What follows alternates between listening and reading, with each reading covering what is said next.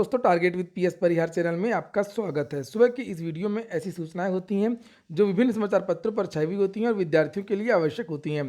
तो आइए शुरू करते हैं और देख लेते हैं कि आज के समाचार पत्रों में विद्यार्थी जीवन से संबंधित कौन कौन सी सूचनाएं हैं। आगे बढ़ने से पहले एक सूचना उन विद्यार्थियों के लिए है जो विद्यार्थी बिहार डीएलएड एंट्रेंस एग्जाम की तैयारी कर रहे हैं।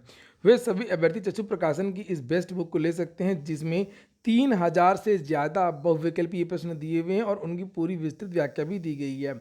2 साल पेपर भी आपको इसी पुस्तक में मिल जाएंगे और इस पुस्तक में पूरा का पूरा सिलेबस, चाहे वो सामान्य हिंदी का हो, चाहे गणित का हो, चाहे विज्ञान का हो, चाहे सामाजिक अध्ययन का हो, जनरल इंग्लिश का हो, सारा का सारा सिलेबस कवर किया गया है। सभी कापी किताबों की दुकानों में चक्षु प्रकाशन की ये पुस्तकें मिल जाएंगी और अगर आप लोग ऑनलाइन मंगवाना चाहते हैं तो उसकी लिंक भी मैंने डिस्क्रिप्शन बॉक्स में दे दी है, वहां पर जाकर के आप लोग ऑनलाइन भी मंगवा सकते हैं। बिहार डीएलएड में जिस प्रकार के प्रश्न पूछे जाते हैं, जो प्रश्नों का स्तर होता है, उसी प्रकार के जो प्रश्न है इस पुस्तक में समावेशित किए गए हैं। चलिए शुरू करते हैं आज की सूचना। पीसीएस जे की प्रारंभिक परीक्षा आज है। उत्तर प्रदेश न्यायिक सेवा सिविल जज प्रारंभिक परीक्षा 2022 5 जिलों के 171 केंद्रों पे 12 फरवरी को आयोजित की जाएगी। और बता दें कि आज 2 परीक्षाएं और हैं जिसको लेकर के विद्यार्थियों ने ज्ञापन भी दिया था। एक बिहार पीसीएस की प्रारंभिक परीक्षा और एक छत्तीसगढ़ पीसीएस की प्रारंभिक परीक्षा।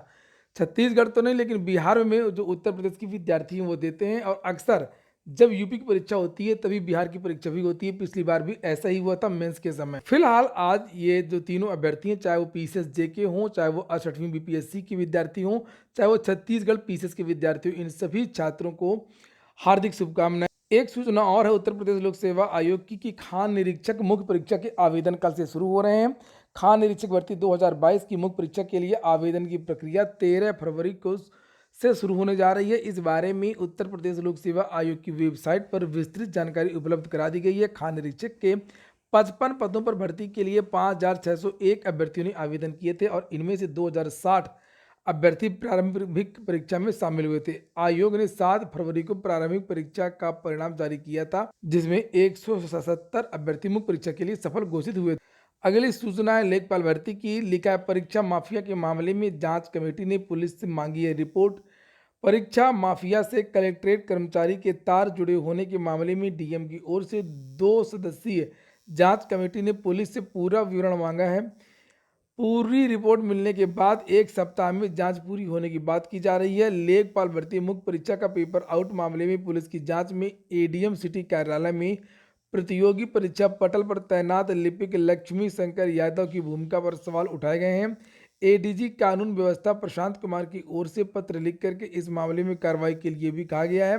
इस क्रम में संबंधित कर्मचारी का तबादला करने के साथ डीएम ने इस मामले की दोबारा जांच सीआरओ और एडिशनल एसडीएम को सौंपी है। जांच कमेटी की ओर से एसटीएफ से पूरे मामले में रिपोर्ट मांगी गई थी लेकिन नहीं मिली। ऐसे में अब उच्च अधिकारियों को पत्र लिख करके विवरण मांगा जाएगा। डीएम संजय कुमार खत्री का कहना है कि इसके लिए पुलिस मुख्यालय को जल्द ही पत्र लिख दिया जाए। कल के समाचार पत्रों में भी इसी तरीके की जानकारियां दी गई थी। एक तरफ पुलिस की जांच चल रही है और दूसरी तरफ इलाहाबाद हाईकोर्ट और लखनऊ की जो बेंच है वहां पर लेखपाल भर्ती के उत्तर कुंजी का मामला भी लटका हुआ है। 15 तारीख और 16 तारीख को केस लगे हुए हैं। अगली सूचना इलाहाबाद विश्वविद्यालय और सीयूईटी की है।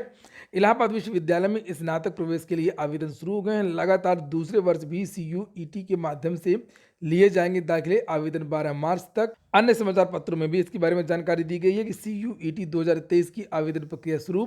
देश भर में केंद्रीय विश्वविद्यालयों, किसी भी केंद्रीय विश्वविद्यालय से अगर आपको स्नातक करना तो सीयूईटी देना होगा।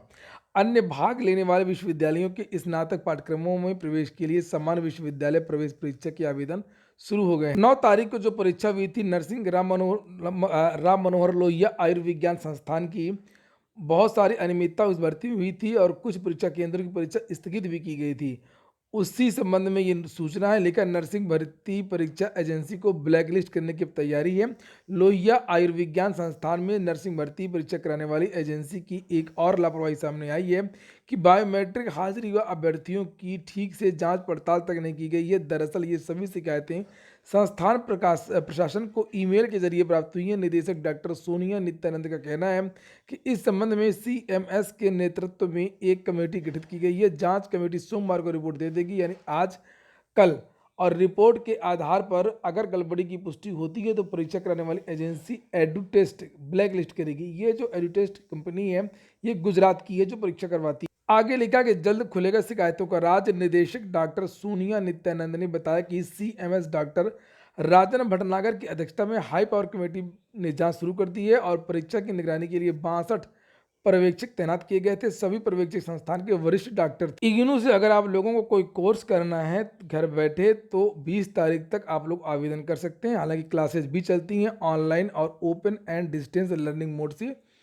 स्नातक और स्नातकोत्तर प्रोग्राम में रजिस्ट्रेशन कराना अनिवार्य है। 12वां विश्व हिंदी सम्मेलन फिजी में हो रहा है। जरूर किसी न किसी प्रतियोगी परीक्षा में पूछा जाएगा, उसके बारे में भी सूचना है। लिखा है फिजी में विश्व हिंदी सम्मेलन 15 तारीख से और विदेश मंत्री एस जयशंकर और फिजी के प्रधानमंत्री सितविनी राबुका बुधवार को फिजी के नाडी में 12वें विश्व हिंदी सम्मेलन का उद्घाटन करेंगे।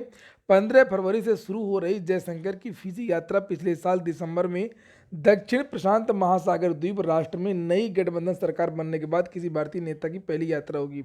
आपको पता होगा कि फिजी में बहुत सारे भारतीय मूल के लोग रहते हैं, खास तौर से उत्तर प्रदेश और बिहार के। पहला विश्व हिंदी सम्मेलन नागपुर में हुआ 1975 में 10-12 जनवरी को और पिछला वाला जो 11वां विश्व हिंदी सम्मेलन था वो मॉरिशस में हुआ 2018 में। अगली सूचना मेडिकल के छात्रों के लिए। मेडिकल में पीजी यूजी की सीट बराबर होंगी। अब केंद्रीय स्वास्थ्य मंत्री मनसुख मंडाविया ने शनिवार को कहा कि सरकार 4 वर्षों से स्नातक और स्नातकोत्तर की मेडिकल सीटों की संख्या को बराबर करने पर विचार कर रही थी। उन्होंने कहा कि सरकार का उद्देश्य है कि सभी एमबीबीएस स्नातकों को स्नातकोत्तर पाठ्यक्रम में दाखिला मिल जाए। लखनऊ में जो ग्लोबल इन्वेस्टर समिट हो रहा है उसमें स्वास्थ्य शिक्षा में 72,000 करोड़ रुपए के प्रस्ताव मिले हैं। इसके बारे में जानकारी दी गई है। इन प्रस्तावों के जमीन पर उतरने से लगभग 2.25 लाख लोगों को रोजगार मिलेगा। चिकित्सा एवं स्वास्थ्य विभाग के प्रमुख सचिव पार्थ सारथी सेन शर्मा के अनुसार विभाग को 54,327.84 करोड़ के निवेश के प्रस्ताव मिले हैं। एसजीपीजीआई से भर्ती आई है। 1974 पद हैं स्टाफ नर्स के। लिखा है न्यूनतम आयु 21 वर्ष, अधिकतम आयु 40 वर्ष। आयु की गणना 1 जनवरी 2022 के अनुसार होगी और यहाँ पर योग्यता के बारे में जानकारी दी गई है। चयन प्रक्रिया के बारे में जानकारी दी गई है कि लिखित परीक्षा हो 100 नंबर की। और यहाँ पर ये वेबसाइट जिसे आप लोग यहाँ पर देख सकते हैं, आवेदन की लास्ट डेट 1 मार्च 2023 रखी गई। अंतिम सूचना है CAPF में साल के अंत तक भरे जाएंगे रिक्त पद। हजारों रिक्तियां खाली हैं। केंद्रीय सशस्त्र पुलिस बल में इस साल के अंत तक रिक्त पदों को भरने का लक्ष्य रखा गया है। इस समय कुल स्वीकृत संख्या के मुकाबले 83,127 पद रिक्त हैं। सरकार का कहना है कि मिशन मोड में भर्तियां की जा रही हैं। जुलाई 2022 से लेकर के जनवरी 2023 के बीच 32,181 भर्तियां की गई हैं और गृह मंत्रालय ने सभी बलों को निर्देशित किया कि जितने भी खाली रिक्त पद हैं उनको समयबद्ध तरीके से भरना सुनिश्चित करें, जिससे कोई भी बैकलॉग ना रहे। तो वहीं पर लिखा हुआ है कि साल के अंत में ये सब भर्तियां देखने को मिलेंगी। और महिलाओं के बारे में भी लिखा कि महिलाओं की संख्या चिंताजनक है, केवल 4% से भी कम संख्या है। इन बलों में महिलाओं की संख्या 4% से भी कम है। 1 जनवरी 2023 के अनुसार महिलाओं की संख्या 35,074 है, जो कि सिर्फ 3.82% है। हालांकि पिछले कुछ सालों में आंकड़ों में हल्का सुधार हुआ है। अर्धसैनिक बलों में महिलाओं की संख्या बढ़ाने के लिए भी सुरक्षा बलों को नए सिरे से निर्देश जारी किए गए हैं। तो महिलाओं की अतिरिक्त भर्तियां भी आपको देखने को मिल सकती हैं। पूरा वीडियो सुनने के लिए बहुत बहुत धन्यवाद।